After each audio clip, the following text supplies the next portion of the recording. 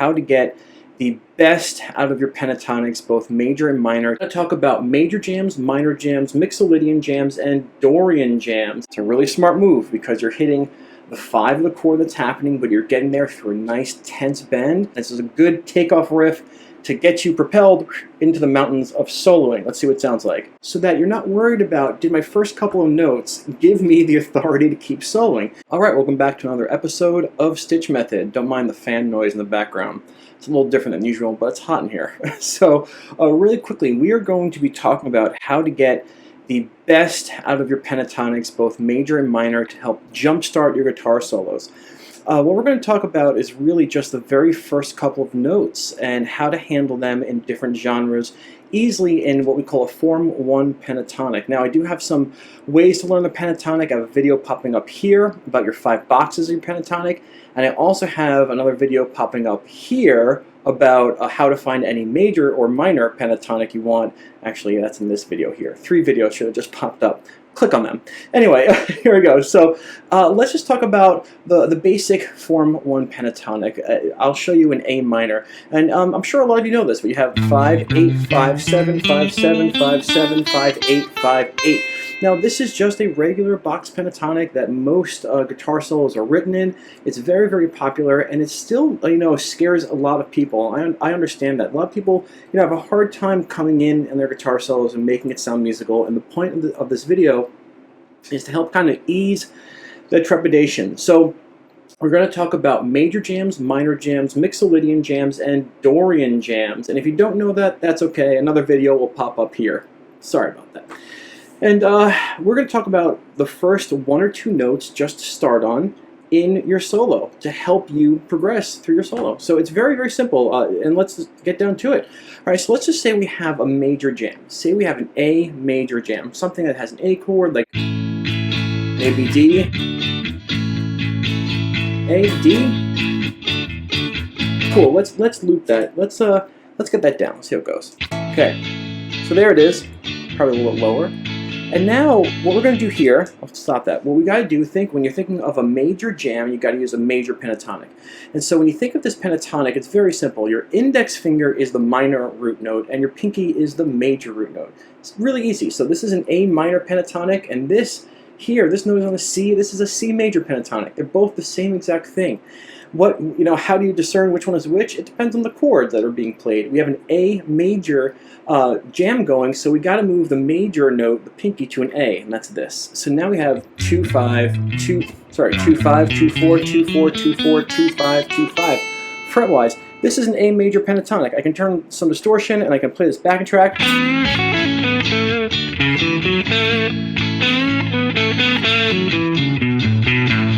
It works, right?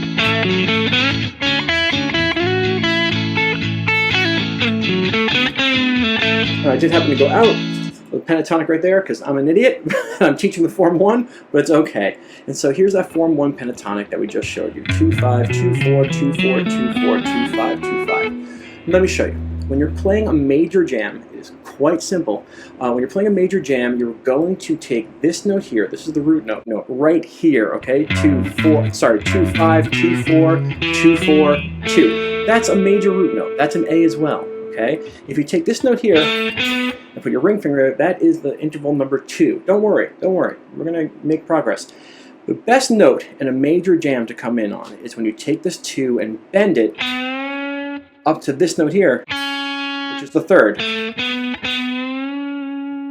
And so you want to try bending that note and getting that note. And then immediately going back to the 1. What you've done right there is you've bent the note up to the major 3rd of the chord that we're using, and then back to the root note. And those are your first 2 notes that you want to concentrate on when you're trying to solo over a major backing track.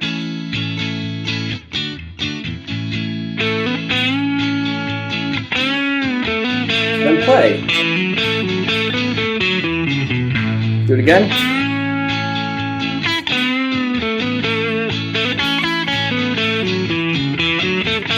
And come back to that root note. So these are just quick tips to help kickstart your guitar solos. That's all this is. You have a major jam, you want to find a major pentatonic, find that root, find that major second, bend up to the 3rd, come back home to the root, Play whatever you want to play. You like to come home to the root, that's good, and then keep on throwing that in, not ad nauseum, but when you need to, when you feel lost. That's how you start, in my opinion, the best two notes for a major type jam. Let's move to a minor type jam. Now we're going to change this looping. Give me 1 second, I'll change the whole loop. All right, I'm back and we have the minor jam now. Let's say we're in an A minor jam. Well, we need an A minor pentatonic. And so the A minor pentatonic, and with your first finger on that A, 5-8, 5-7, 5-7, 5-7, 5-8, 5-8. Very simple. I know, it's so simple. Now when you look here, this is the minor root note. And this is a minor root note here as well. But this guy here, this is your fourth interval. Now, I'm telling you, if you've seen my Clapton videos, or really if you've seen any blues videos, you're going to realize that taking this 4 and bending it up to the 5, which is this note here, all right, is your best bet for starting a solo off pretty strongly. Let's listen to what it sounds like when I just do that.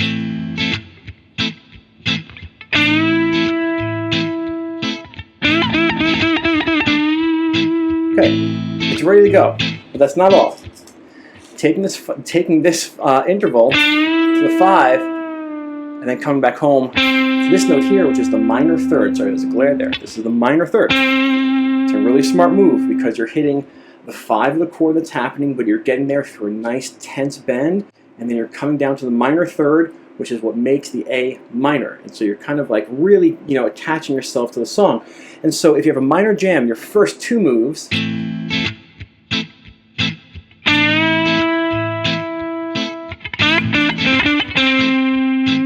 then you solo.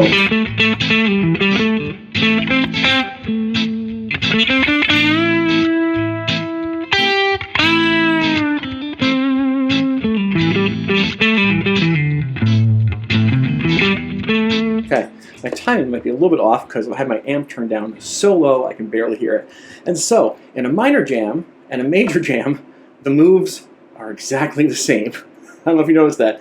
In a major jam, you're taking this note, and this is the 2, and you're bending it up to what is the major third, and you're coming home to the root. In a minor, you're taking the 4. It's placed in the same exact place. They physically feel the same. You're taking the 4, bending it to the 5, and coming home to this note, which is now the minor third. The reason the intervals have changed is because this was an A minor pentatonic, and this is everything's based off this being the root note, and this is an A major pentatonic, and the root note's here. The intervals are different, but the scale plays the same. Don't let me confuse you on that one. But right now, you have 2 moves that work for both the major and a minor pentatonic and the major and minor jam. Let's move forward, shall we? All right, now we're on to a Dorian jam. Now, don't be frightened by this. I have plenty of videos on my channel. Just look up StichMethod and modes. It makes it crystal clear.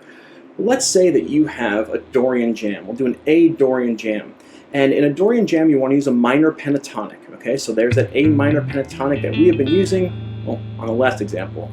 And now, what's the best 1-2 punch to come in on a Dorian jam? Well, actually, it's a 1-2-3 punch, and let me show you. So you have your root, this is your minor third, your 4th, your 5th, your flat 7, your 1, your minor third, your 4, your 5th, your flat 7, and 1. In Dorian jams, I find it is the taste is to take this flat 7, bend it up to a 1, and then you're going to come down, and then the minor third. Now after you play that minor third a little bit, then hit the 1. Really, it's like a 1-2-3 punch. Flat 7 bent to a 1, minor third, back to a 1. This is the best way to keep your authority over your jam. Okay, in my opinion, this will always work. So listen to this, what it sounds like, when I play a flat 7 bent to a 1, then I meander, the flat 3, 1. Alright, check this out.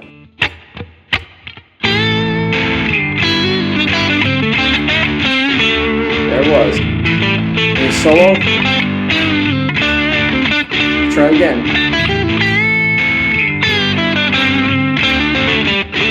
There it was. Alright, again.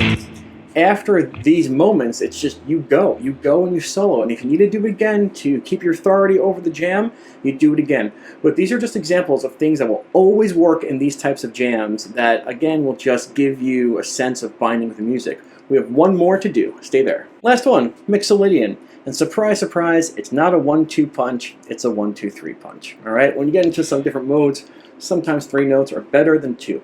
And so with the Mixolydian, we are going to use, we have a B Mixolydian backing track. This is what it sounds like, B to A. Over and over again. In case you don't know what Mixolydian is, search StichMethod modes. Trust me. All right, and so the easiest thing to do on top of this is just to play the major pentatonic of your first chord. That's the easiest way to do it. It's not going to sound too bad, really, because rule number 1 of a pentatonic is it always sounds good. But just realize that this is entry level, you know, and that you'll learn a lot from feeling what you're going to feel, and then you can take it from there. All right, so we have a B to an A, so we're going to use a B major pentatonic. So you get those pinkies and index fingers ready, and the pinky is on the B, the 7th fret. So your B major pentatonic would be 4-7, 4-6, 4-6, 4-6, 4-7, 4-7. Easy enough, right? And now, surprise, surprise, Mixolydian is a major mode, and so taking that 1-2 and bending it to the 3, I'm going to turn on some distortion here, is always going to sound good.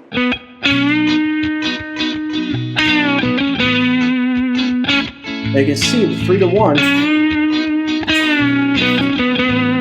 sounds okay. Okay, now 3 to 1 is going to work just like a major. But in this case, you're going to take, here's your 1, your 2, your 3, and your 5. You're going to take your 5, and bend the full step to this note here, which is a 6. And so a 3 to the 1 to a 6 always sounds good in a Mixolydian jam, and this is a good takeoff riff to get you propelled into the mountains of soloing. Let's see what it sounds like.